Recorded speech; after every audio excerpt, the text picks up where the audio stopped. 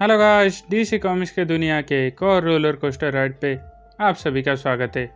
तो injustice year 0 के पिछले एपिसोड में हमने देखा कि आंद्रे जोकर के डर से उसे सब कुछ बताने के लिए राजी हो जाता है। वो बताता है कि 1942 में हॉकगर्ल और हॉकमैन, जो पेशे से आर्कियोलॉजिस्ट होते हैं, पुराने आर्टिफैक्ट्स को ढूंढने के चक्कर में एक बहुत बड़ी गलती कर देते हैं। वो दोनों अनजाने में अपोफिस, जो इजिप्शियन गॉड ऑफ केओस होता है, उसकी मूर्ति को ढूंढ लेते हैं।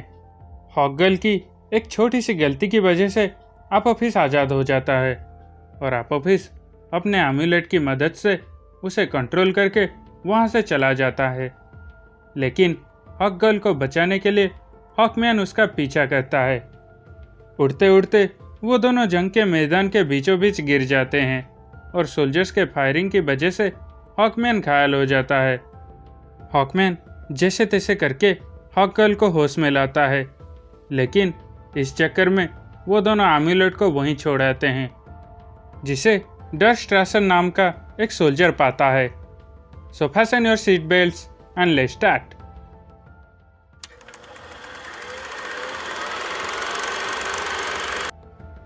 आंद्रे बताता है कि 1945 में वो दी बॉयज कमांडोज का हिस्सा था। डीसी कॉमिक्स में दी बॉयज कमांडोज बेसिकली छोटे बच्चों का ग्रुप था, जिन्हें सेकेंड वर्ल्ड वॉर के टाइम में दी अलाइड फोर्सेस की तरफ से दी एक्सिस फोर्सेस के अगेंस्ट लड़ने के लिए भेजा गया था। यह सुनकर जोकर उसे कहता है कि उस वक्त गवर्नमेंट इतना गैर जिम्मेदार कैसे हो सकता था। छोटे बच्चों को वार में भेजना एक गुनाह है। हाँ, बैटमैन रॉबिन को जरूर यूज़ करता है, लेकिन यह करने से पहले वो ज़रूर 1000 बार सोचता। फिर जोकर आंद्रे को कहता है कि उसकी स्टोरी तो ठीक है, लेकिन उनके पास टाइम थोड़ा कम है, इसीलिए वो सब स्किप करके हिटलर के मरने तक कहानी को आगे ले जाए। यह सुनकर आंद्रे उसे बोलता है कि उसे लगा शायद जोकर को हिटलर पसंद है। तो जोकर गुस्से में उसे कहता है, मैं एक अमेरिकन सिटीजन हूँ। हाँ, मैं संकी जरूर हूँ, लेकिन देशद्रोही नहीं हूँ। तो आंद्रे कहानी कंटिन्यू करता है। अपोफिस की एम्यूलेट की ताकत से डार्क स्ट्रेसर किसी को भी अपने बस में कर सकता था। वो उन्हें कंट्रोल करने के साथ साथ उनके थ्रू सब देख और सुन सकता था। इसीलिए हिटलर ने उसे ओपोनेंट्स के जनरल को कंट्रोल करने के लिए कहा और स्ट्रेसर उन्हें कंट्रोल करके उन्हें अपने सोल्जर्स को नाजिस के बनाए गए ट्रैप में भेजने के लिए मजबूर कर देता था। ऐसे ही एक ट्रैप का शिकार दी बॉयज कमांडोज हो जाते हैं और आंद्रे को गोली लग जाती है। गोली की वजह से उसका बहुत सारा खून बह चुका था, लेकिन उनकी चारों ओर गन फायरिंग होने के वजह से वो लोग मदद मांगने के लिए नहीं जा सकते थे। आंद्रे को लगा उस दिन वो नहीं बच पाएगा, लेकिन तभी वहां पर उनकी मदद करने के लिए Green Lantern, the Flash, Black Canary, Doctor Midnight, Wonder Woman, Amazing Man, the Spectre, Doctor Fate, यानी कि पूरी जस्टिस सोसाइटी वहां पर पहुंच जाती है। छोटे बच्चों को बैटलफील्ड में देखकर अमेजिंग मैन उन्हें पूछता है कि वो वहां पर क्या कर रहे थे। तो बॉयज कमांडर्स उन्हें कहते हैं कि उन्हें वहां पर जाने के लिए उनके जनरल ने उन्हें ऑर्डर दिया था। यह सुनकर गुस्से में amazing man, wonder woman, doctor faith और द स्पेक्टर जनरल से बात करने के लिए चले जाते हैं। जनरल से मिलकर द स्पेक्टर उसे कहता है कि उसका नाम जिम कॉरिगन है और वो यूनाइटेड स्टेट्स का एक सोल्जर है और उसके साथ साथ वो the Spectre the Spirit of Vengeance है और उसे पता है कि उसने जानबूझकर अपने सोल्जर्स को ट्रैप में भेजा था। तो जनरल उसे कहता है कि उसे ऊपर से यह ऑर्डर मिला था। तो अमेजिंग मैन उसे पूछता है कि किसने उसे यह ऑर्डर दिया था। वो जनरल आगे कुछ कह पाए इससे पहले स्ट्रासर उसे अपने कंट्रोल में कर लेता है। उसे देखकर डॉक्टर फेट समझ जाती है कि उसे किसी ने अपने कंट्रोल में रखा है। वो आगे कुछ कर पाए इससे पहले जनरल अपने आप को शूट कर लेता है। आंद्रे बोलता है कि स्ट्रासर समझ गया था कि उसे अब कुछ बड़ा सोचना होगा और उसने डिसाइड किया कि वो जस्टिस सोसाइटी के सबसे वीक लिंक को अपने कंट्रोल में रखेगा। उसके इस प्लान का शिकार जस्टिस सोसाइटी का जॉनी थंडर होता है। जॉनी थंडर को कंट्रोल करने के साथ साथ वो उसका जीनी, जिसका नाम थंडरबोल्ट होता है, उसे भी अपने कंट्रोल में कर लेता है।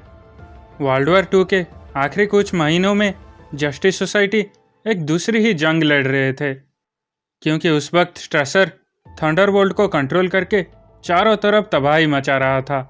जस्टिस सोसाइटी ने थंडरबोल्ट से लड़कर सबको बचा तो लिया, लेकिन वो अपने दोस्त को नहीं बचा पाए। जब जस्टिस सोसाइटी ने स्ट्रेसर को ढूंढ निकाला, तब तक वो सब बहुत गुस्से में आ चुके थे। फ्लैश ने अपनी सुपर स्पीड की मदद से उससे वो आमुलेट छीन लिया। हॉकगर्ल को देखकर स्ट्रेसर उसे कहता है कि उसे याद है कि उसने उसके बॉयफ्रेंड को गोली मारा था। यह सुनकर हॉकगर्ल अपने गुस्से को कंट्रोल नहीं कर पाती और उसे वहीं पर जान से मार देती है। जस्टिस सोसाइटी देखती है कि वो आमुलेट फ्लैश को धीरे धीरे अपने कंट्रोल में ला रहा है। यह देखकर स्पेक्टर और टाइम ना गवाते हुए वो आमुलेट फ्लैश से ले जाता है। आमुलेट की मदद से स्पेक्टर जंग खत्म करने के लिए जाता है। वो उस आमुलेट की मदद से हिटलर को अपने कंट्रोल में कर लेता है और उसे खुद को शूट करने के लिए ऑर्डर देता है। लेकिन ये करने के लिए स्पेक्टर को एक बड़ी कीमत चुकानी पड़ी। स्पेक्टर ग्रीन लैंटर्न के पास पहुंचकर उसे कहता है कि यह आमुलेट उसके पास नहीं रहना चाहिए, क्योंकि अगर उसने ये आमुलेट खुद के पास रखा तो स्पिरिट ऑफ वेंजेंस उसे यह पावर यूज करने के लिए हर वक्त मजबूर करेगा। यह आमुलेट किसी के पास भी नहीं रहना चाहिए और इसे नष्ट भी नहीं किया जा सकता। इसीलिए वह ग्रीन लैंटर्न को कहता है कि वो इसे कहीं पर छुपा दे, जिससे कि कोई भी इस तक नहीं पहुंच पाए। आंद्रे बताता है कि गोली खाने की वजह से वो बहुत वीक हो चुका था। उसे कभी कभी होश आता था और कभी कभी वो बेहोश भी हो जाता था, लेकिन उस दिन वो होश में था। आमुलेट को छुपाकर उस दिन ग्रीन लैंटर्न डॉक्टर मिडनाइट के पास आया था और उसने आमुलेट कहाँ पर छुपाया था वो बात डॉक्टर मिडनाइट को बताया था और आंद्रे ने वो सब सुन लिया था। यह सुनने के बाद जोकर खुश हो जाता है।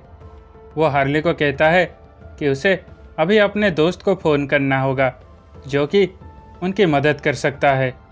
वो हार्ली को कहता है कि वो अपने स्विम सूट्स को जल्दी से पैक कर ले, क्योंकि अभी वो तैरने जा रहे हैं। तो इसी के साथ इनजस्टिस ईयर 0 का एपिसोड 4 यहीं पर ख़त्म होता है। तो अगर आपको ये सीरीज़ पसंद आ रहा है तो प्लीज़ वीडियो को लाइक और शेयर कर दीजिए, और अगर आप चैनल पर नए हैं तो प्लीज़ इसे सब्सक्राइब कर दीजिए और साथ ही में उस बेल आइकन को भी प्रेस कर दीजिए। तो मिलते हैं अगले वीडियो में, तब तक स्टे सेफ।